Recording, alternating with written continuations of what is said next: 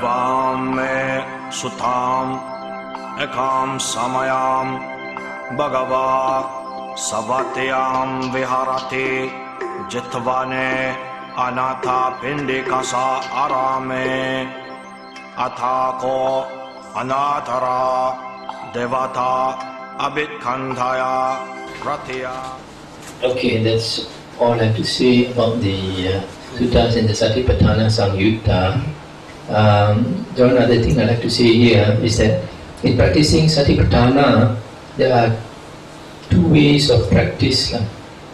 One is just being aware, and the other one is to contemplate and think about it.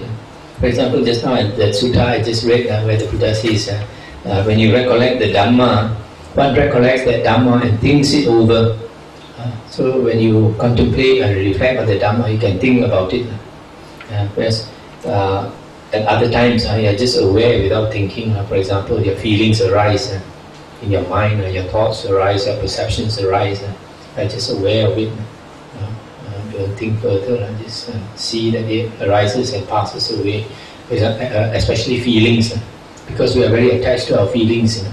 When we have a good feeling, we want to hold on to it. We call that happy feeling.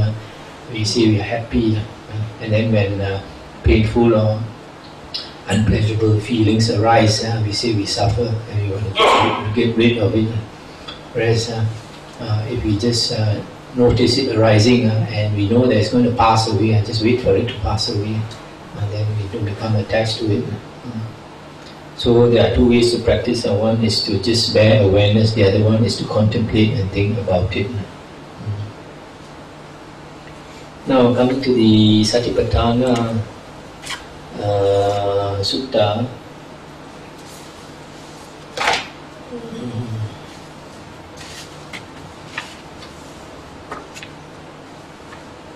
I take this Satipatthana Sutta, the greater discourse on the foundations of mindfulness, which is the 22nd Sutta in the Digha Nikaya. The first part is the same. Thus have I heard, once the Lord was staying among the Kurus, there is a market town of theirs called Kamasadhamma. There the Lord addressed the monks. Lord, they replied, and the Lord said, there is monks, this one-way path for the purification of beings, for the overcoming of sorrow and distress, etc. And then after that, the Buddha talks about contemplation of the body, and how monks, does a monk abide contemplating the body as a body. Here he says contemplate the body as a body, but Venerable Bhikkhu says body in the body. Here a monk, having gone to the forest or to the root of a tree or to an empty place, sits down cross-legged, holding his body erect, having established mindfulness before him. Some people like to ask, what is this having established mindfulness before him? Sometimes they translate as having established mindfulness in front of him. So people become confused. I think what he means is having first established mindfulness. Mindfully he breathes in, mindfully he breathes out. Breathing in a long breath, he knows that he breathes in a long breath.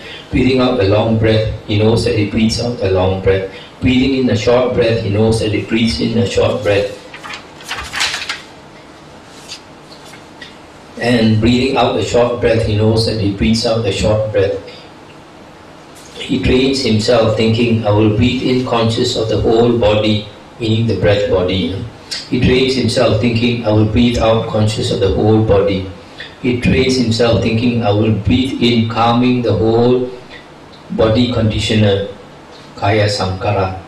This body conditioner in other suttas means the breath, because the breath is the condition for the body to be alive.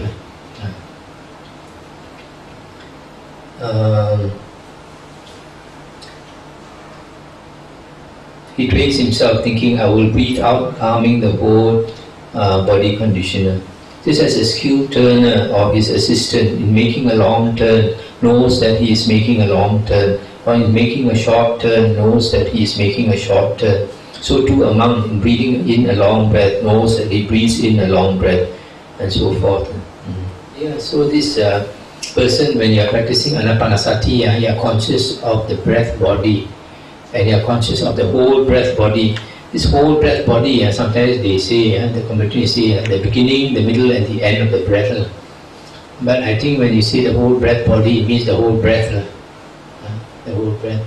And books like the Visuddhimagga, they say when you practice anapanasati, you must be conscious of it at one point. And they say at the tip of your nose or the top of your lips. This is not what the Buddha says. The Buddha says contemplate the whole breath. So I find there's nothing wrong if you follow the breath. If it feels natural to you, you do what is natural to you. If you feel that you're aware of the whole breath going in, down to your abdomen and coming out, you can follow. There's nothing wrong with it. Then later, if you keep following the breath, if after some time the breath may appear more obvious to you in a particular place, for example at your nostril, or at your throat, or at your abdomen, then you can pay attention at one place later on. But in the beginning, just let it be natural, just observe the breath. And also don't put too much, don't force your mind too hard to know every step of the breath. Otherwise, because when you start meditating, your mind is not strong yet. No, it's just like carrying weights, you're carrying a dumbbell. You can't immediately carry 50 pounds. You must start with 10 pounds, 15 pounds, 20 pounds. Then your muscle builds up, then you can do. So in the same way, when we start meditating, our mind doesn't have that muscle yet. So when you try to concentrate too hard, some people get what Ajahn Brahm calls samadhi headache. So you just let it be natural, and slowly over time you get used to that concentration. Don't force it too much. Then there's another paragraph that follows. So he abides contemplating body in the body internally, contemplating body in the body externally, contemplating body in the body both internally and externally. Here internally meaning your own body, and externally meaning other people's body. He abides contemplating arising, here it says arising phenomena in the body. But other monks translate that he abides contemplating the body in its arising factors. He abides contemplating body in its vanishing factors. Both arising and vanishing factors. Arising factors meaning the factors that make the body arise. And vanishing factors means the conditions, the factors that make the body cease. Or else mindfulness that there is body is present to him just to the extent necessary for knowledge and awareness. And he abides independent, not clinging to anything in the world. And that, monks, is how a monk abides contemplating body in the body. So here this sutta tells you how to practice the mindfulness of the body by watching the breath. And then the 4 postures.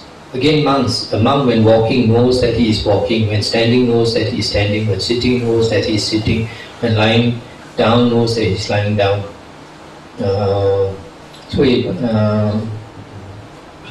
Again, monks, a monk when going forward or back is clearly aware of what he is doing. Looking forward or back, he is clearly aware of what he is doing, etc. This one is sampajanya, practicing sampajanya. And then reflection on the 32 parts of the body. Again, the monk reviews this very body from the soles of the feet upwards and from the scalp downwards, enclosed by the skin full of manifold impurities. In this body there are head hairs, body hair, nails, teeth, skin, flesh, sinew, bone, etc. So this is another way of contemplating the body, by contemplating the 32 parts of the body. So he abides contemplating feelings as feelings in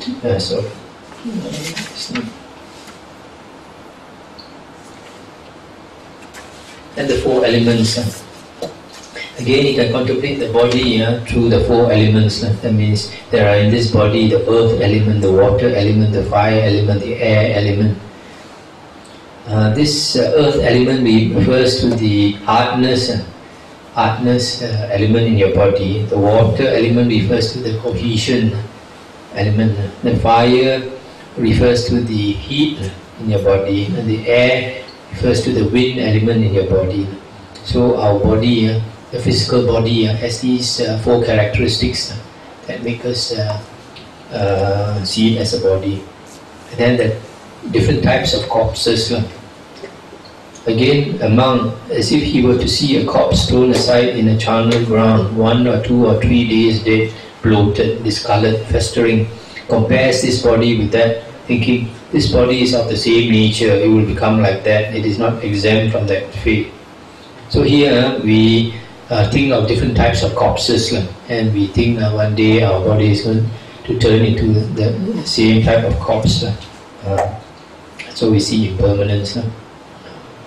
And then, how does a monk abide contemplating feelings as feelings or in feelings? Here a monk feeling a pleasant feeling knows that he feels a pleasant feeling. Feeling a painful feeling knows that he feels a painful feeling, etc. So you are aware of your different feelings that arise and pass away. And that is contemplating feelings.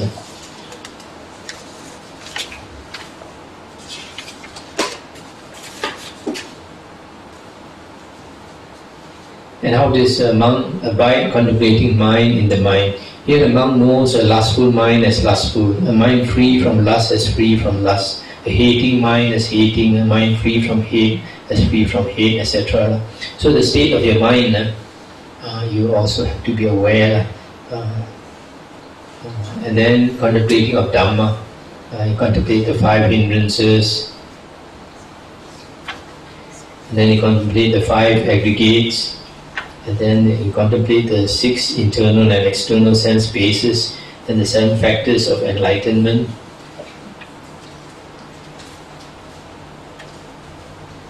Now this Dhamma, in other places, the Buddha did say that it's very important if you want to attain liberation to contemplate on the 5 aggregates. The 5 aggregates also is body and mind. And then another one quite important is the 6 bases, the 6 sense bases, and then the 4 noble truths. This in the 4 noble truths, in the Satipatthana Sutta of the Majjhima Nikaya, they only say a little bit about the 4 noble truths, whereas the Satipatthana, it has a long explanation of the 4 noble truths. What is the noble truth of suffering? Birth is suffering, aging is suffering. And what is birth, what is aging, etc. They explain.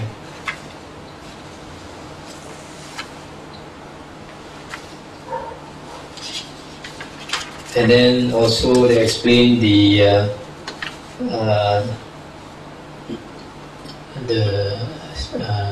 dukkha, the origin of dukkha, the cessation of dukkha, and the path leading to the cessation of dukkha.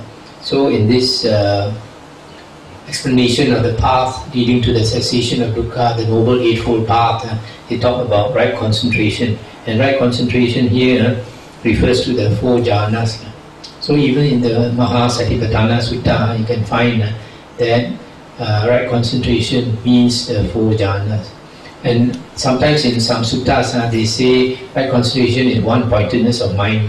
One-pointedness of mind also refers to the 4 jhanas. And this can be seen from Samyutta Nikaya 48.1.10. And then the last part, the conclusion of the Satipatthana Sutta, it says, whoever monks should practice these 4 intense states of mindfulness for just 7 years may expect 1 or 2 results, either arahantship in this very life, or if there should be some substrate left, a state of non-returner, that is anagamin. So if you practice Satipatthana for 7 years, you should expect to become an arahant or an anagamin. And then the Buddha said, let alone 7 years, whoever should practice them for just 6 years can also attain. And then it says 5 years, 4 years, 3 years, 2 years, let alone 1 year. If you practice this for 7 months, 6 months, 3 months, 1 month, half a month. And then finally the Buddha says, whoever should practice these 4 intense states of mindfulness for just 1 week may expect either one of two results, either arahantship in this very life, or should there be some substrate left, the state of non-return. So you see, if you practice correctly the Satipatthana, for 7 days you can expect to become an arahant. So this type of Satipatthana is not the type that a lot of people practice now. A lot of people, the type that they practice now, 70 years also cannot. So what the Buddha means is that your mindfulness is unremitting, non-stop, continual mindfulness. That's why the Buddha's time, the monks, they practice until they don't sleep. Their mindfulness is 24 hours a day. That's why when Mahamoggallana was striving very hard, because he didn't sleep for a few days, in the middle of the night he was nodding already. He was trying to practice and nodding. He said, then the Buddha saw, then the Buddha made a golden body come out of the head, went to him, having Moggallana, and he got a shock. Saw the Buddha, the golden body of the Buddha, and Buddha told him, don't put more attention and practice harder. Then after that the Buddha went away. So he knew that the Buddha was watching him from far. They are not the head anymore. Practice very hard. 7 days became an arahant. That is the real Satipatthana, intense state where they don't even sleep. That's why in the Vinaya books, an arahant is said to have sati, mindfulness, 24 hours a day. 24 hours a day. All arahants have 24 hours a day. If they don't have the 4 jhanas, how can they have 24 hours a day of mindfulness? The moment you fall asleep, you are no more mindful. But nowadays, some monks say, you sleep mindfully. How can you sleep mindfully? Kun xian. First question. Yes. Vipassana meditation. What is actually Vipassana meditation? Because you read the sutta, even the Satipatthana Sutta, it says Anapanasati, and then it says contemplate body in the body, feeling in feeling. So is that Vipassana? Because Vipassana is insight meditation, isn't it? So I'm a bit confused, when you say Vipassana and Anapanasati. Anapanasati seems to be inside the same thing. One of the methods only.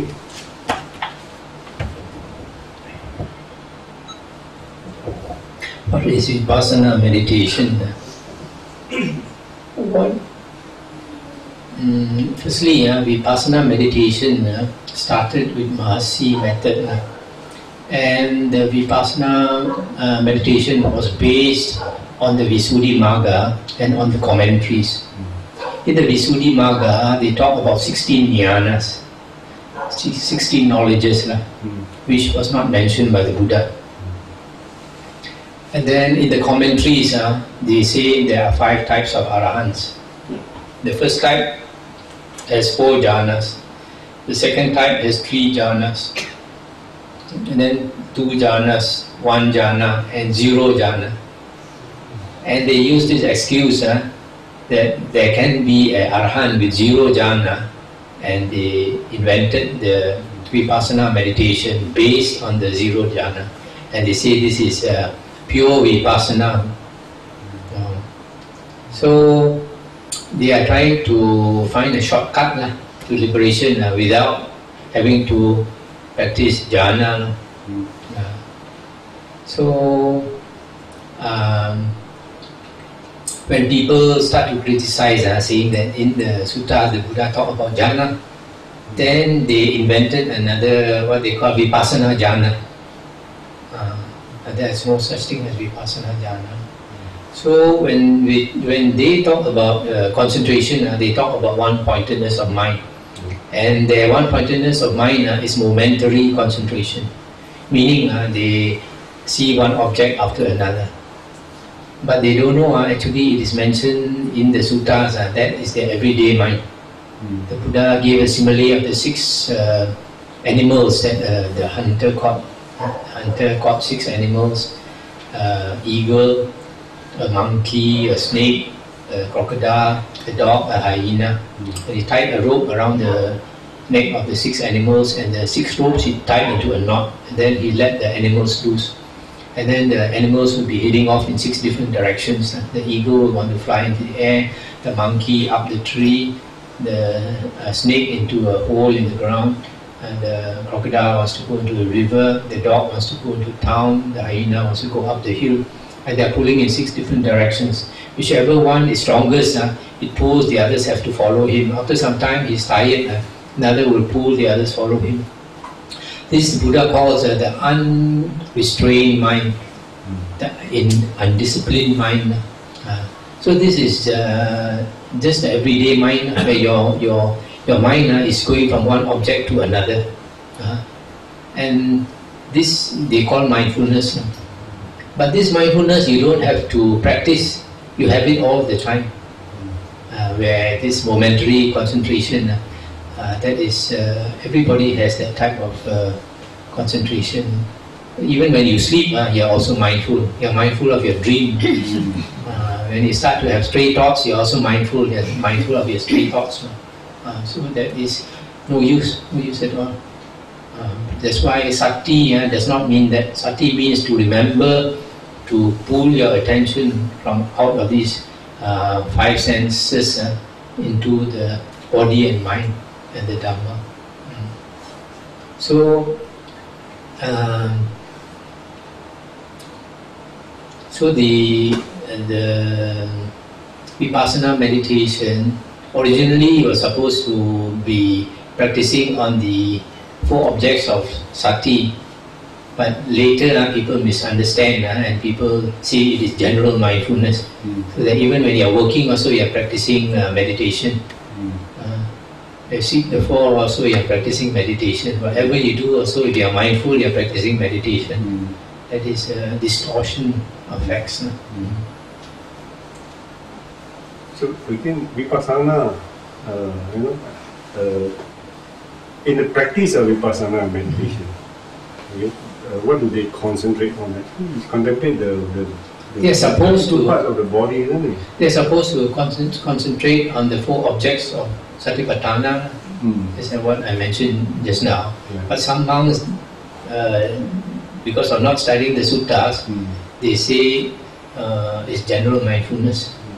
So that whatever you put your mind to, as long as you are aware of it, as long as you are mindful, you are practicing Vipassana. Still be confused because in the sutta itself it said. No, but they don't refer to the sutta. If they don't refer to the sutta, everything is okay. But the problem is they what never does it mean refer. if in the sutta I say contemplate the body in the body? Is it part of the meditation or is not part of the meditation? Okay. I think I get what you mean. Okay, just now the sutta says we are supposed to be practicing this Satipatthana all the time. Yeah. That means when you are sitting down in meditation, you practice, for example, Anapanasati, because your object is trying to get one-pointedness of mind. Now, when you are not sitting down in meditation, if you are working, then of course you have to practice Sampajanya. Whatever you are doing, you have to be mindful of what you do. For example, you cut vegetables, you are not mindful, you cut your finger. So, when you are not working, and you're not sitting in meditation, for example, you're sitting in a bus, then you put your attention on these 4 objects of Satipatthana. Don't let it have stray thoughts, think of this and that.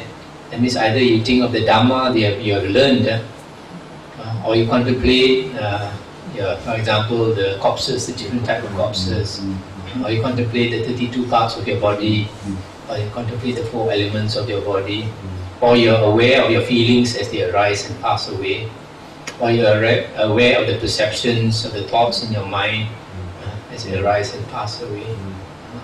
So all the time you put your attention on this.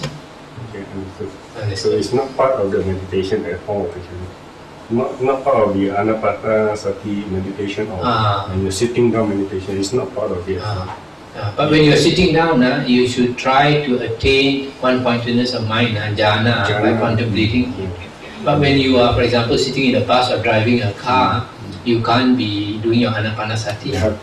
Then you're aware of your mind, or you're aware of the Dhamma. And then coming back to the contemplation, is it contemplation of feeling? I think it's just pure mindfulness of the feeling only. You're aware. The other type, like the Mahasi, you know, feeling arises, feeling manifesting, feeling passing away, and you contemplate that is impermanent, things like that. Is it that way? Or just aware, mindfulness, mindful without, of it. In fact, in one of the suttas here, there's one sutta called the Dhammavuddho Sutta, Majjhima Nikaya 125. The Buddha said, "Come monks, abide contemplating the body in the body, but do not think thoughts connected with the body. Abide contemplating feelings as feelings, but do not think thoughts connected with feelings. Abide contemplating mind as mind, mind in the mind, but do not think thoughts connected with the mind. Abide contemplating Dhamma in Dhamma, but do not think thoughts connected with Dhamma." So here you say that you are just aware, but don't think. Just nothing. But when it comes to Dhamma, just now I read one sutta, when you reflect on Dhamma, you can think about it. But feelings, you don't think. Feelings, you are just aware that feelings arise and pass away. So just don't attach to it. Then the contemplation on the 32 parts of the body is also just contemplating the 32 parts of the body. You can either do it slow or you do it fast. You chant the 32 parts of the body. If you chant slow, then you contemplate one by one: head, hair. You think of the nature of head, hair, and body hair. Think of the nature of body hair, nails, teeth, skin, flesh, and that. But if you want to practice concentration, then you chant fast, without thinking, just to keep the mind from thinking. Depending on the state of your mind, that's why the Buddha said about the cook who observes what his boss likes to eat. So in the same way, we have to observe our mind. If your mind is, for example, your mind is weak, you tend to think a lot, or you tend to fall asleep easily, then you need to practice concentration. So you do your chanting all the time. Don't let the mind become weak. So we have to be very observant of the state of our mind. That's why I say that you pick up the sign of your mind. Okay. Just want to clarify. You said that before someone start meditation, you should have right view and right sila. That means to say that a lot of lay people should not even start meditating because it's not easy to cultivate perfect sila, so to say. Exactly. In fact, during the Buddha's time, the Buddha did not teach lay people meditation. Buddha asked the lay people to know the Dhamma, the suttas. Because it's actually very difficult for lay people to practice meditation. And you have to worry about your family, worry about how to earn your livelihood, all these things. It's very hard. Otherwise, why do we become monks? If we can practice at home, at the same time enjoy life. That's why a lot of people they want to put their feet in two boats. Enjoy life as well as want to become an anagami. But because it's a chicken and egg thing, because meditation will help you to have better concentration and reduce your five hindrances. Then only your sila can be perfected, you see. But if you need perfect sila to do meditation, then it becomes a chicken and egg thing. So you see, when you say perfect sila, you're talking about the seven precepts, 3 body precepts and 4 verbal precepts, plus right livelihood. There's Aryan Sila. So it's not that difficult. The Buddha says that Arya who Arya has perfect sila, but it does not mean he does not break the minor precepts. Arya can still break the minor precepts, but he does not hide. Putujana, he does something wrong, he tries to hide. But Arya is very straightforward, he does something wrong, he will say. So the standard of perfect sila is not that high. That's why in one sutta, Sarakani sutta, one man used to drink like that. But then some people didn't believe that he was a Satipatthana. And this sutta, I like to stress here that after the Buddha heard that a lot of people did not believe him, that Sarakani is a Satipatthana, then the Buddha said, why should not Sarakani be a Satipatthana? He has learned the Dhamma for a long time, practiced the Dhamma for a long time. Then the Buddha said, don't talk about Sarakani. The Buddha said, look at these trees. If these trees can understand what I say, even they also can become a Sotapanna. If Sotapanna is by meditation, the Buddha would have said, if these trees know how to meditate, I teach them meditation, they also can become Sotapanna. The Buddha did not say that. The Buddha said that if they can understand what I say, they can distinguish what is good, what is bad. They also can become Sotapanna, which shows very clearly that Sotapanna is by listening to the Buddha's words, not by meditation. Okay, just now you also mentioned that Buddha mentioned there are 5 ways to liberation. One is listening to Dhamma, teaching Dhamma, reflecting on Dhamma, and the last one is meditation. On the Samadhi Nimitta. On the Samadhi Nimitta.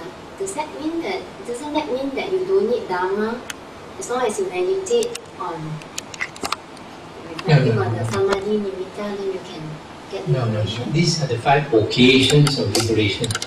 At the moment that person becomes liberated, it's only during these 5 occasions, no other occasion. So, for example, the person who listens to the Dhamma and becomes an Arahant, if he does not have the 4 jhanas, it's not possible for him to become liberated. But it is possible for him to listen to the same Dhamma and become a stream enterer. 2 persons listening to the same sutta, different result. One with jhana can become an Arahant. The one without jhana can become a stream enterer.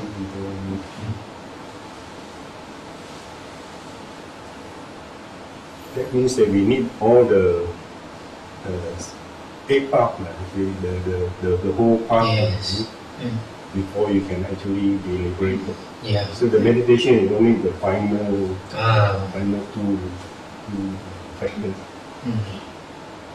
See, a lot of people they jump into meditation without studying the suttas, and many of them they don't know that they are either practicing the wrong meditation or the wrong way of meditating, because they have full faith in their teacher.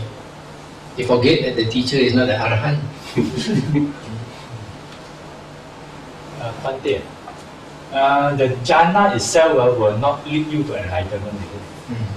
You have to sort of hear the Dhamma and break through to see the characteristics of existence or that sort of thing. You see the Dhamma itself. You reflect on it, and the mind will can understand. Do you need to get into very high concentration like jhana before you can see? No, once a person has attained 4 jhanas, the sutta says that many things it becomes very clear to him. So that when because once he attains the 4 jhanas, he eliminates the 5 hindrances. It's not like some Vipassana teachers say that when you are in jhana, you eliminate the 5 hindrances. When you come out of jhana, the 5 hindrances come back. Not like that one. In the suttas, once you attain the jhanas, you come out of jhana, also the hindrances are eliminated already. That's why in the sutta, the Buddha says when a person, even before he attains the jhana, when he attains threshold concentration or access concentration, the 5 hindrances already fall away. And then he becomes very happy. As though the debt that he owed has paid back, is free. And a lot of similes are given as though he's freed from prison and all that.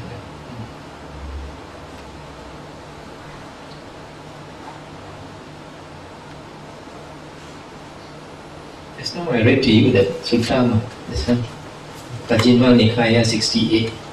While he still does not attain to the delight and pleasure, piti and sukha, that are secluded from sensual pleasures and secluded from unwholesome states, meaning the first jhana, or to something more peaceful than that, meaning the higher jhanas. Covetousness, ill will, sloth and torpor, restlessness and remorse, doubt, discontent, weariness, invade his mind and remains. When he attains to the delight and pleasure that are secluded from sensual pleasures and secluded from unwholesome states, or to something more peaceful than that, covetousness, ill will, sloth and torpor, restlessness and remorse, doubt, discontent, weariness do not invade his mind and remain anymore. But we have to actually have right view on dependent origination also, isn't it? Have to understand. Yes, but then basically dependent origination, there is not much to understand. Just that everything in this world arises through conditions. There's nothing that exists by itself. That's why when Venerable Ananda, he told the Buddha, he said he understands dependent origination. He is very clear about it. He thinks it's very simple. And the Buddha said, don't say so. Dependent origination is very deep. Actually, in the Vinaya books, even after the Buddha was enlightened, he wanted to understand dependent origination. He sat through the whole night, looking, using his psychic power to see beings and how they arise and pass away and everything. We spent 4 hours seeing how dependent origination arises. Then another 4 hours how it ceases.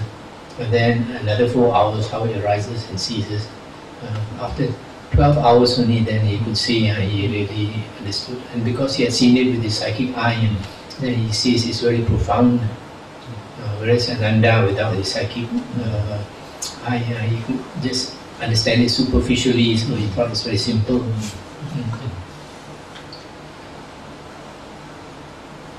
Okay. Just now you're mentioning about chanting of the 32 parts of the body. Can we just remember the 32 parts in English and just keep repeating? Yeah, that's what I do. Head, hair, body hair, nails, teeth, skin, flesh, sinew, bone, marrow, kidney. Just carry on chanting. Yeah. It's a very good exercise for sharpening your mind. Easier than Anapanasati. But not so effective because Anapanasati gives you the stillness of the mind, it gives you the clarity of the mind. Anapanasati, if you can practice it, it goes deep, very fast and much deeper. This one is more simple and it's not so deep. It's not so stable. Stable is depending on how you practice it. If you practice it often, then it becomes stable. Also, if you just chant like head, hair, body hair, nails, teeth, the mind can start to wander.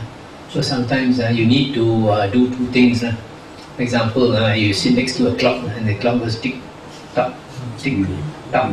Then you do your chanting according to this: head, hair, body,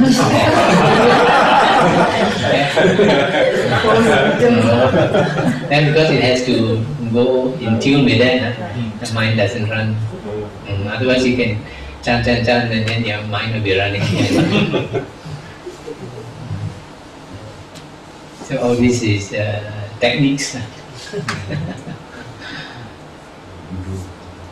Just like Anapanasati, you do counting, that sort of thing. But counting also sometimes it becomes automatic. So your mind starts running. I have to be careful. Bhante, just now you meant that with the lower jhana, the five interests can still come back, but the higher jhana it won't come back. Both. It won't come back.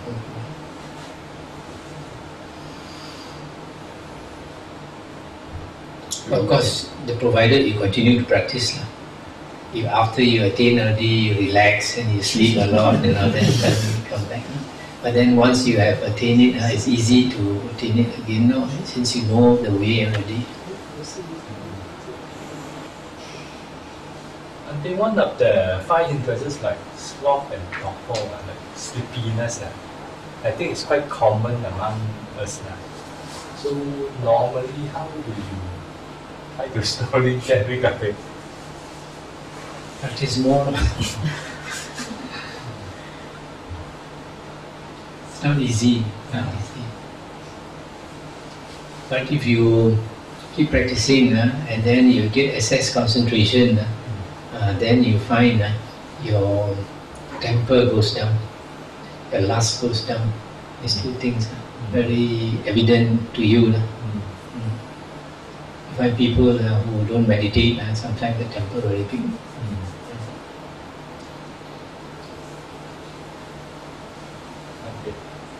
There are some people who practice this metta meditation, who radiate metta. Does it work? Actually, in the sutras, you're supposed to get jhana first, then only practice this, what the Buddha calls radiation of loving kindness by the mind. So, if you don't have samadhi, strong concentration, you only imagine you radiate metta, but nobody can feel it. When I was a small boy, I was in a Catholic school. So these Christian brothers used to give us photos, like holy pictures, of the saints. Sometimes you see this saint, the deer will come to him, the birds will sit on his shoulder, on his head, because he has so much metta, the animals can feel it, they can come. But that is real metta. So, like the Buddha in the sutras, he says he radiates his loving kindness 1/4 of the world, then another quarter, then a quarter. Actually, there's something that goes up and say other beings can feel. But for most people, we imagine virtual reality. In fact, when I first came into the Dhamma, when I was very new to the Dhamma, so I studied the Dhamma, then I found compassion and metta, all this very appealing. So that time I was working in Kuantan with our Major Lim here. We were in the same army camp. And we learned Kung Fu from one old man, was very good in Kung Fu. So one day I followed that old man to the forest. He wanted to look for herbs. So then when I remembered the metta and all that, compassion, so when I was in the forest, I thought there's a lot of unseen beings around. So I thought of loving kindness towards them and all that. That night when I came back, I had such a sweet and pleasant dream. The next morning when I woke up, I felt so special that night. So maybe the devas also give me metta.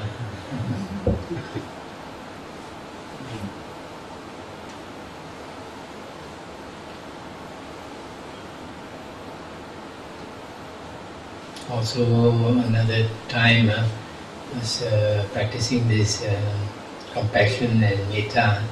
And I found at night when I slept, I had all these cartoon dreams,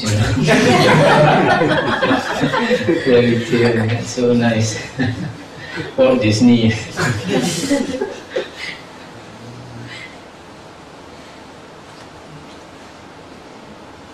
Actually, our dreams actually tell us something about our state of our mind also. The good dreams is a good sign. The bad dreams is a bad sign.